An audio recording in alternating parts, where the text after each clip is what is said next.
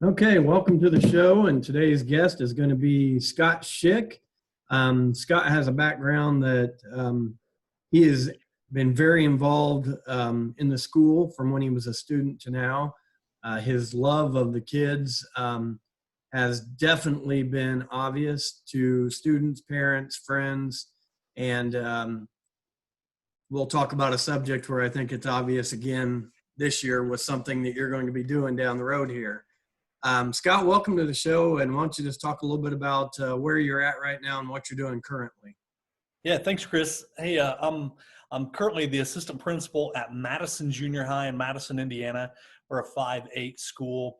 We have a little over 800 students in our school, and we're right here on the river in beautiful, historic Madison, Indiana. And been here. This will be at the end of June. Will be the end of my first year. Well, I can tell you that if my wife could pick roots up and go anywhere, that is probably the territory we would go. We spend a lot of time vacationing in Brown County in Nashville, but there are many times that we will stay in Columbus. That way, we can make a run to Madison, and they're kind of in between. But beautiful town. Love Clifty Falls Park. Of course, she likes all the state parks, and then also the walk along the Ohio River is pretty cool. We were down there July 4th one year celebrating our anniversary, and the speedboats on the river was we didn't get in, but you could see it, and that's pretty cool as well.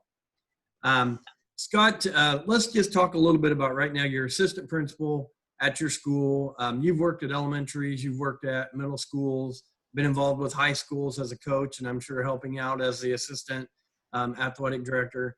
Just talk a little bit about how your school kind of handled things and how much different it was for an administrator to go through what everybody in the country's had to go through these past few months. My role as an assistant principal, I deal with a lot of discipline on a daily basis, especially at the middle school level. So when this all hit, I was as confused as anybody. Because my day to day, I have a student, or I'm with students from the time from the time I get there till the time I leave. There is a student with me nearly every second of the day. So confused, what's my role now? And pretty quickly, our team picked up the ball and started working with our staff, and we have an incredible group of teachers here that did an amazing job working through that kind of adversity. We were very fortunate. We're already a one-to-one school, and our teachers have been using a lot of Google applications, Classroom and different web-based curriculum. So we were a little bit ahead of the game in that sense. Our students were already familiar with many of the things that we were introducing, or not necessarily introducing, but implementing as we went into the COVID protocol, basically. So that was probably the best part for us, was that the students were already familiar with a lot of the things we were using. Okay, being assistant principal, how was your interaction with the students during this time? How did you interact with them, and were you able to? I was able to. It was pretty neat. We had all virtual meetings, and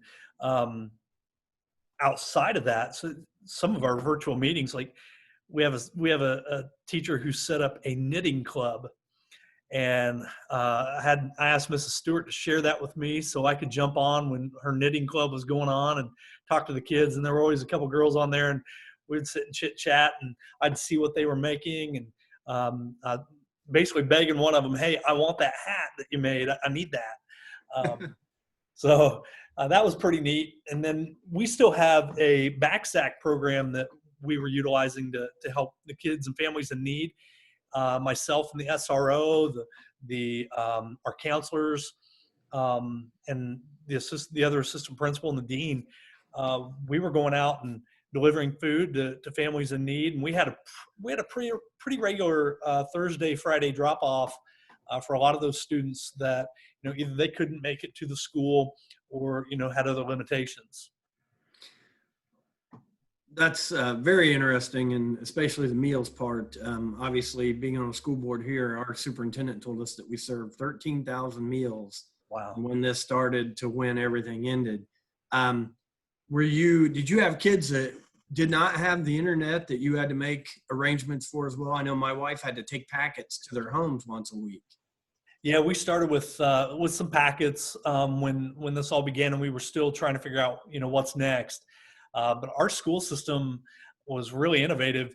We were taking our buses and mini buses around to different parts of the county, and Jefferson County is, man, it's really spread out, and there's some areas that you just can't get internet. We were delivering buses to different areas of the county. I don't know the exact number, Chris, but it was nearly a dozen or so, where the buses would just be sitting. People could pull up in their car and connect. They had to be on a school device, which, like I said, everybody's one-to-one. So they had that. They could pull up to the bus, get online and do their work.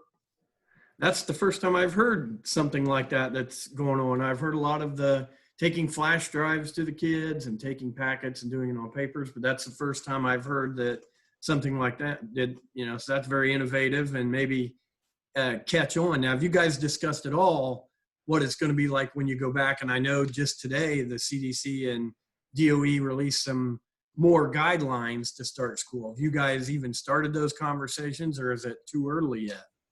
Those conversations have been ongoing. We have a deeper conversation coming in the near future.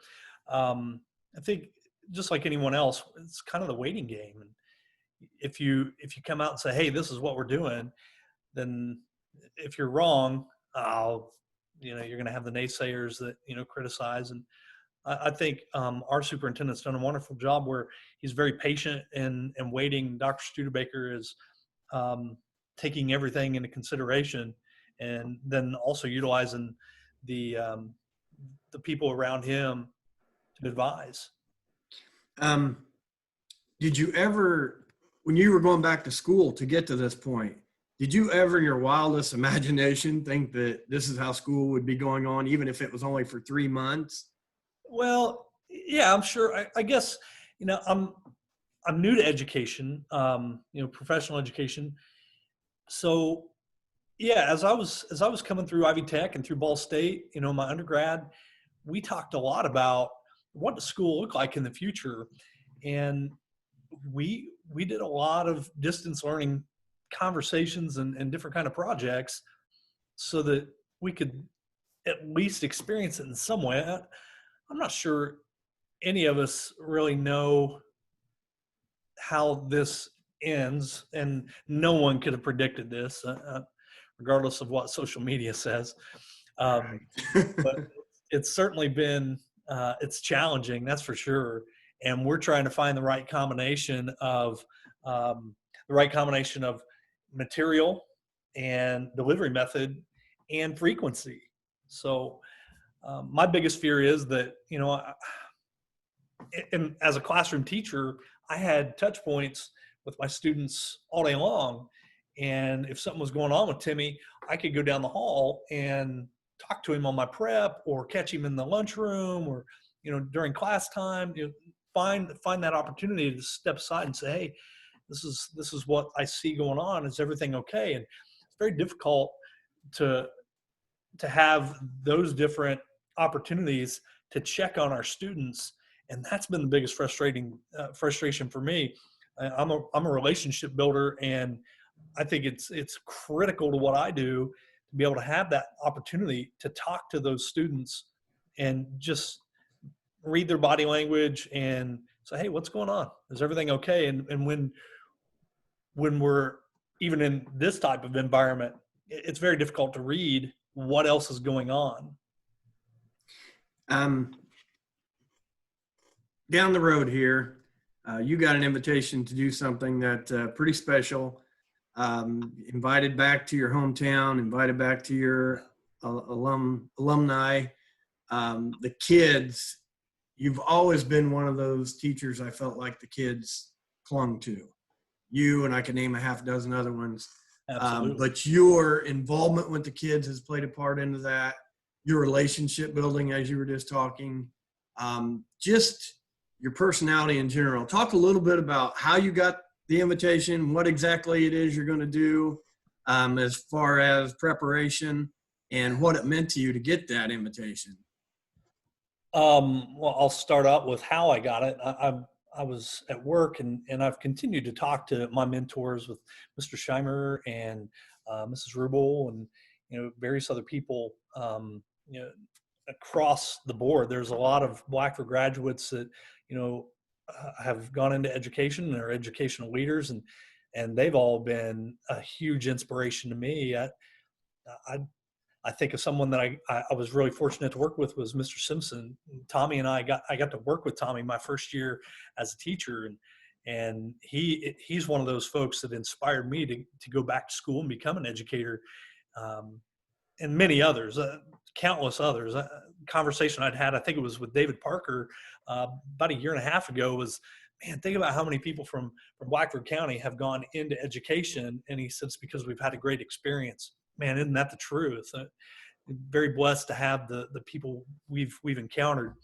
So I'm having a conversation with Mr. Scheimer about distance learning, and I sent him a text message, and we're kind of texting back and forth. Said, "Hey, can I call you? I got a couple things I want to talk to you about."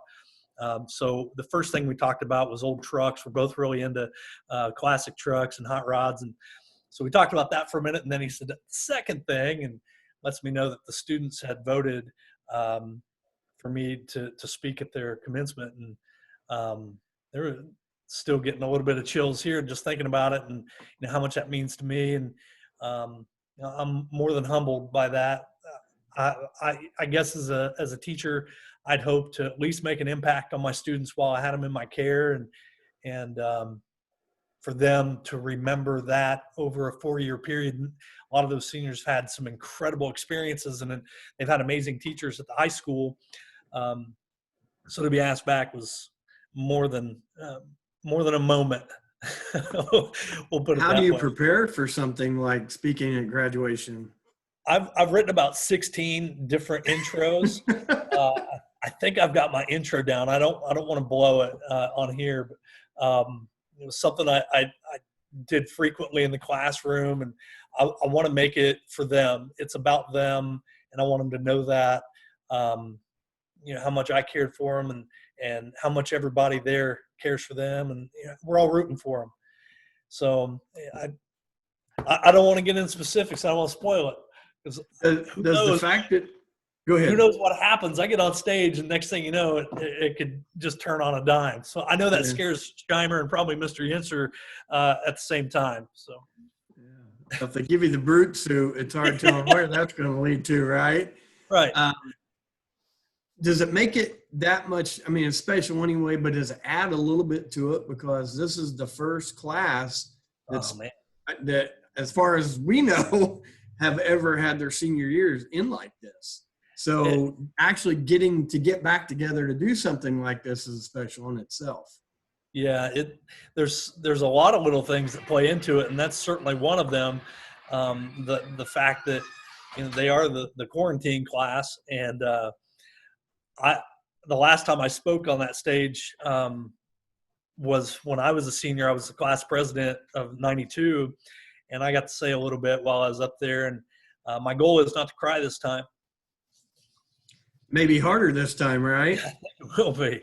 It's hard talking about it right now, but they've got so many things going on. That what a great group of kids, and so I'm excited. I'm excited to get back and see them, and I promise I'll make it short and sweet. Maybe only 45 minutes past the hour. I know everybody kind of sits at graduation just kind of going, how long is this going to last? But I know Tony. I would assume Mr. Ugan is going to watch this, and I promise you, Coach, it won't be near your slideshow. Well, I think one good thing is I know you're very engaging with kids, so I don't imagine you losing their attention span at any age is going to be an issue. Scott's been an elementary teacher. He's been a junior high teacher, a junior high athletic director. He's been a head coach. I'm sure you've assisted in other sports. You've kept programs going, Blackford Softball Inc. so many things. What has always drawn you as far as educationally to the kids, and then also athletically? You've always been involved in athletics when you were back in Blackford as well. Yeah, I guess my mom was really connected with the community, and so that was always something that was important to her.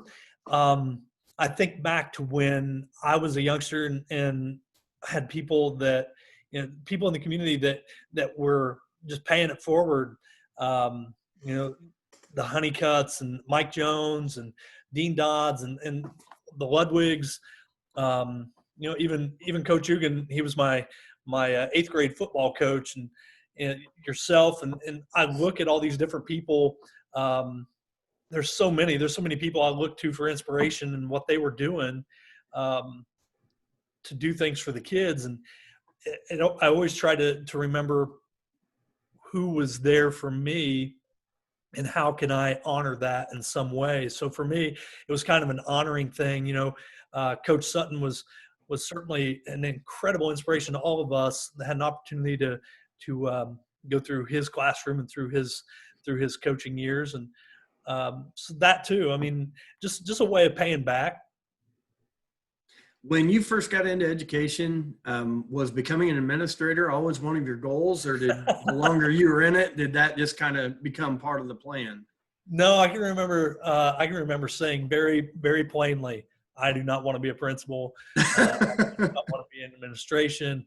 And what's funny is, I think there are times when I look back and I go, "Man, I just want to coach. I just want to coach softball and have some fun and get in the classroom and teach and kind of be the Coach Sutton model. Mr. Schwartz and Coach Sutton and so many others. I love that model of what they were doing. And as time wore on, I started thinking, man, I'd love to lead a bigger team. Well, I know you mentioned so many people that inspired you and have touched you and helped you get to your place that you're in your career and your life right now. But I also know that, you were in athletics, you were a Bruin, you were the Brute. I know that you were always a big part in the Bruin Den that was a downtown place for kids to go in a small community. Montpelier had the Montpelier Community Center. Hartford City had the Bruin Den. You had so many different ways that you contributed to the community, even as a younger person. Talk a little bit about some of your memories from those days. We're going back a little bit. There's Yes. times I've lived a couple lives, but the Bruin Den was just kind of spawned out of an idea during the summer of after maybe our junior year or senior year. Me and Craig Brown and gosh, Todd, so many guys. And sorry, everybody, I'm probably gonna forget everyone, but I love you. But there was a lot of us that just had this idea, and it sparked some energy in us. Once again, to give back, and we needed somewhere where we felt we belonged. And cruising the strip back then was pretty much the only thing. And we've been ran out of every other parking lot. So we decided to do that, and we had some incredible community partners that jumped in and helped us, some adults that guided us. Once again, it was the adults that saw a need for the kids, and some kids that had some passion and jumped in and supported us in that way. So many, and once again, just so many people, and I'm very thankful for those guys and ladies that were there for us. And there was a lot of them, keeping us out of trouble and keeping us on the straight and narrow, all as we grew up. The basketball team at Blackford obviously has taken off, boys and girls. You were out there for a while as a softball coach. I don't know if you watched some of the games on BSN or not, but what does it do with you if you get the opportunity to watch, to know that the school is finally, everybody rides those roller coasters. You have your ups and your downs, and you just have to deal with it, and when we were in school, it wasn't like now. Now you can't just pick up and change schools like, they do now. When we were in school, if you were struggling, you had to be a part of the solution and get things turned around. But how is it, watching and seeing them have success in different sports now? I think it's incredible, and it's a testament to obviously. I have great respect for Coach Ugan and his leadership there in the athletic department, and that's where it starts. But it also starts even higher than that, and with the administration that allows him to guide that program. And he's done a wonderful job of sticking to his beliefs. And there were times when I sure didn't agree with him, and I'm sure he was like, God, I wish that guy would just shut up. But he stuck to it, and he was right. He was right about what he was trying to pursue and what he was trying to build. And thankfully, kids started buying in. He found some coaches that were buying in as well and that were passionate too. And Coach Sehi, I have a ton of respect for him, and sure miss that guy. I was able to teach with him that first year he was in the system, and got to know him, and um, got to have conversations with him on Monday morning. Kind of sometimes it was pep talks that first year, just remind him, look how far you've come in just a year. And then to see um, the boys baseball team win a sectional and kind of start that trend, and they started to believe a little bit, and that was fun to watch. And you just started to see it physically, watching those kids grow through the weight program, and seeing what Grant Newland's done with that, and holding kids accountable. And that was something that, as an inexperienced coach, their level of accountability for their players was educational for me, and it helped me as a teacher watching them coach their teams, and seeing what they were doing in their summer times, and the different things they were putting out for the athletes in the off season. And then when Coach Hoover calls and lobbies for a position at to be entertained for the position as head coach, and everything that came along with that, and all those families moving to the community was a great asset for Blackford County, and for the schools, not just for the school system, for the county as well. And there's still kids that have moved there. They picked up several from Jay County, Indianapolis. It's been great for the school and the community, like you said. Yeah. Being a former spring sports coach, how do you think that you would have handled everything with COVID-19 to the point where, hey, you don't get to play this year? I think having senior athletes, having seen your daughter right now, I know things that, she's kind of dealt with this spring. How do you think you would have dealt with that? It would have been tough, obviously. Yeah, just devastated, and more for the kids and the work and time, especially the seniors. And I know we keep talking about the seniors so much, and there are freshmen, sophomores, and juniors that have put in the work. Clearly, when you get to view someone like Luke Brown, who had put in enough time and work to earn a spot as a freshman, in my opinion, just about anywhere in the state of Indiana, if not anywhere in the state of Indiana. So we really feel for the seniors, because we understand the time commitment and the maturity that comes along with that over time. Seeing them lose that chance to have one more shot, one more at bat, one more sprint, one more hurdle, one more shot put, one more distance run, all those different things, just one more. That's what they were looking for, and they didn't get it. And what do you think was worse, not getting to have a season at all, or in boys basketball case, you win a sectional, you're pretty fired up about what you could do, and boom, that doesn't happen either? Which did you think would have been worse to handle? I think that would have been worse. To taste it, you're seeing it, and you're touching, you're feeling, you're right there, and that opportunity is real. You're sectional, you're down to 16 teams, you're going to regional, and I don't care what anybody says. If you're making it to regional, you got a chance, you got a shot. And so to know you're just a couple games away from something that very few people have an opportunity to experience, has got to be really devastating. clearly not having your season is that as well. For me, and this is 100% for me, it would definitely be win a sectional. You're pumped for regional. You're a couple days away. There's people standing outside buying tickets. You're out there with them, shaking their hands and thanking them, and then you're not. And that's got to be very confusing for an 18-year-old, 15-year-old, 16-year-old, 17-year-old to understand. So I think that was, for me, that would be the tougher point. Going back to the original question, I work with Tim Armstrong, who's the head coach of Madison baseball, and I just watched how disappointed he was as this all kind of played out. And he talked about some of the boys he had spent years with, watching them grow and spending time with them, in the cage, practice, buses, and that was very real. So my heart definitely goes out to all the coaches as well, players and parents. As a parent, I can't imagine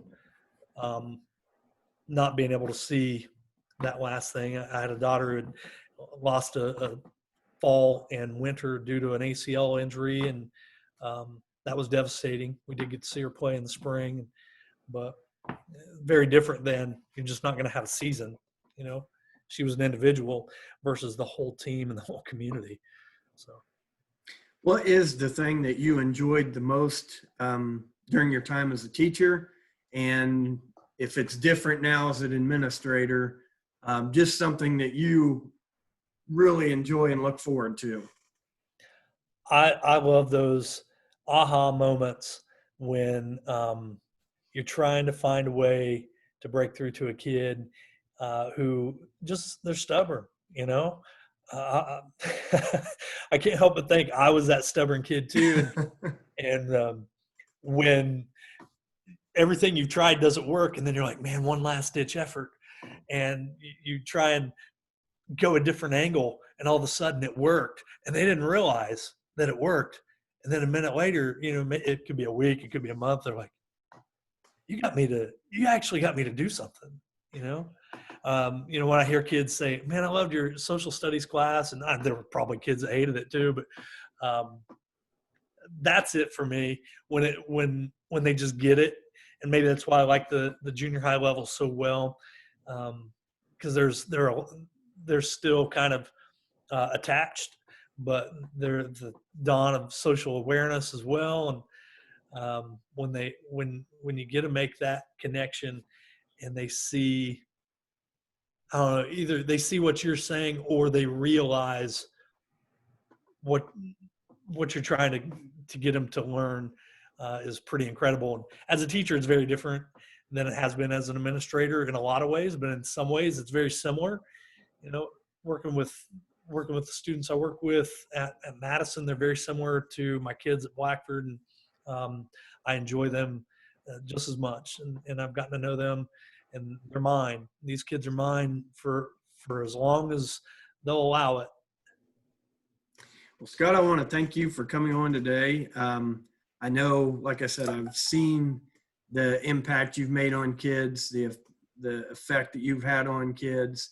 And I have no doubt that when you give that speech at graduation for the class of 2020, that you're going to touch a lot of hearts one more time before they head out into the real world.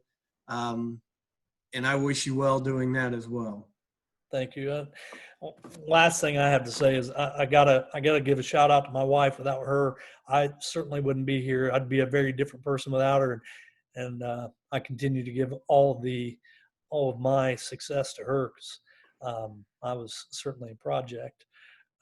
There are times when I'm like, what the heck? What was she thinking? But I'm glad she was thinking whatever it was, because I love her dearly, and she has certainly been my biggest cheerleader when I needed it and when I didn't need it. So, well, thank you again, and I wish you well. And until the next time, this is the Peanut Gallery signing off.